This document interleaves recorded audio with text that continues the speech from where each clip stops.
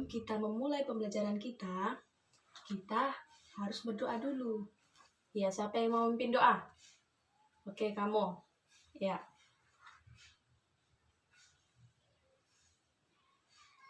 Oke, selamat pagi semuanya. Nah, semuanya pada semangat ya. Pasti udah sarapan nih. Oke. Ketua kelas, siapa yang tidak hadir? Mantap, tidak ada yang nggak hadir ya. Oke, pada pagi hari ini kita akan mempelajari ciri-ciri dan kebutuhan makhluk hidup. Di sini siapa yang tahu apa aja makhluk hidup? Yang tahu tunjuk tangan ya. Ya, Dinda. Iya, betul. Makhluk hidup itu terdiri atas 3. Nah, yang pertama itu tumbuhan. Yang kedua hewan. Yang ketiga manusia. Nah, makhluk hidup ini juga memiliki ciri-ciri tertentu. Nah, ciri-cirinya yang pertama itu apa? Siapa yang tahu? Ayo tunjuk tangan. Oke, tidak ada yang tahu ya. Oke, Miss jelaskan ya. Nah, di sini yang pertama itu memerlukan makanan. Contohnya itu memerlukan makanan, yaitu sebagai energi atau tenaga untuk melakukan kegiatan. Nah, manusia juga kita juga harus memerlukan makanan supaya kita bisa melakukan kegiatan. Kalau kita tidak makan, pasti nggak ada kegiatan dong, nggak ada energi. Iya, yang kedua yaitu makhluk hidup bergerak. Nah, kita ini kan bergerak, binatang juga bergerak, tumbuhan juga bergerak. Di sini manusia bergerak dengan menggunakan, iya betul, menggunakan kaki. Sehingga manusia itu bisa pergi kemana aja. Yang kedua itu kalau binatang contohnya apa? Ya, burung. Burung itu berjalan dengan menggunakan apa? Ayo tunjuk tangan. Iya, menggunakan sayap.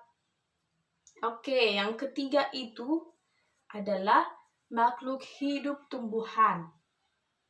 Makhluk hidup tumbuh. Nah, di sini semua makhluk hidup itu pasti tumbuh dan berkembang. Tumbuh di sini artinya seperti kamu, Roy. Kalau sudah kamu dulu kan dari kecil, baru anak-anak, baru nantinya dewasa. Seperti itu juga dengan hewan. Kemudian tumbuhan. Tumbuhan itu kan yang paling kecil itu adalah biji. Pertama itu biji dimasukkan ke dalam tanah, kemudian menjadi besar dan menjadi lebih tinggi. Nah, yang keempat itu adalah makhluk hidup bernapas. Nah, di sini manusia, kalau kita ini bernapas menggunakan apa? Ayo, tunjuk tangan dulu. Ya, kamu. Iya, betul. Menggunakan paru-paru. Ikan menggunakan insang dan cacing itu menggunakan kulitnya untuk bernapas. Nah, yang kelima itu adalah makhluk hidup berkembang. Berkembang biak.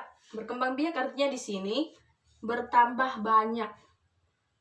Nah, kalau makhluk hidup bertelur itu atau bisa juga disebutkan ovipar. Contohnya di sini yang bertelur apa? Ayam, bebek, cicak, burung, dan lain-lain. Masih banyak lagi ya.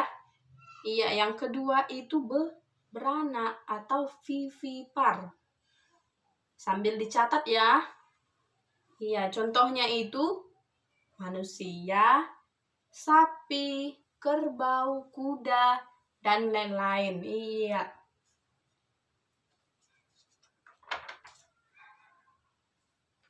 Di sini juga makhluk hidup memerlukan air.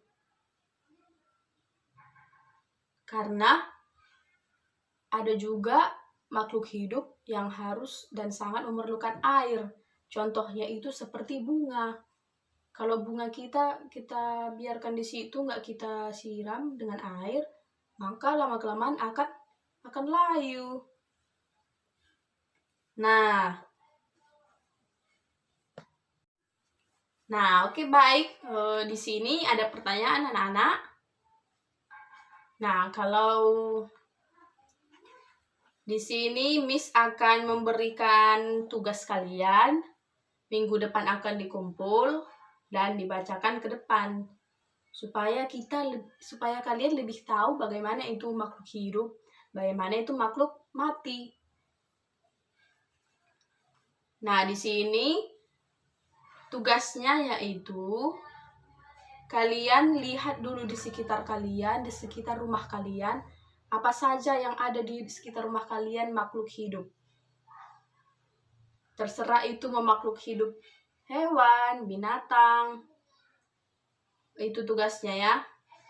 Dan makhluk hidup dan makhluk yang mati.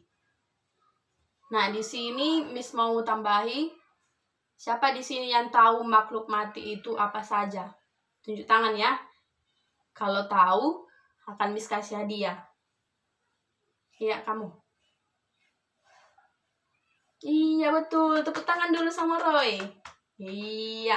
Makhluk yang mati itu contohnya batu, kerikil, meja.